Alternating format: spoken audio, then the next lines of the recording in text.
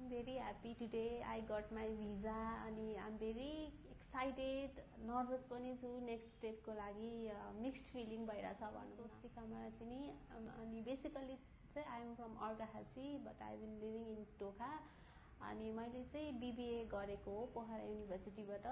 अनि I scored 3.25 CGPA अनि IELTS मा चाहिँ I got 7 overall. So मलाई चाहिँ पहिलेदेखि नै जर्मनी जान मन थियो है अनि कन्सल्टेन्सीजहरु हेरिराथे चित्त बुझिराको थिएन अनि सोशल मिडियातिर पनि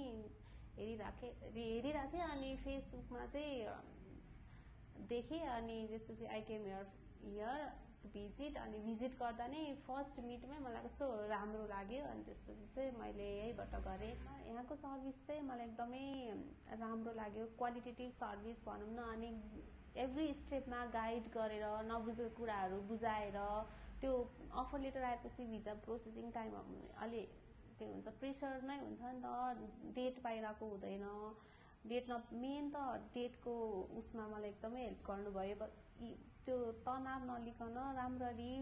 हुन्छ नि इजी वेमा सिम्पलर वेमा गर्न हेल्प गर्नुभयो अनि गाइडेन्स पनि मलाई एकदमै राम्रो लाग्यो अगाडि आउने स्टेपको लागि बिफोर ह्यान्ड नै प्रिपेयर गराइदिने यस्तो हुन्छ अब यस्तो गर्नुपर्छ अहिलेदेखि नै प्रिपेयर भएर बस भनेर अगाडि नै प्रिपेयर गराउने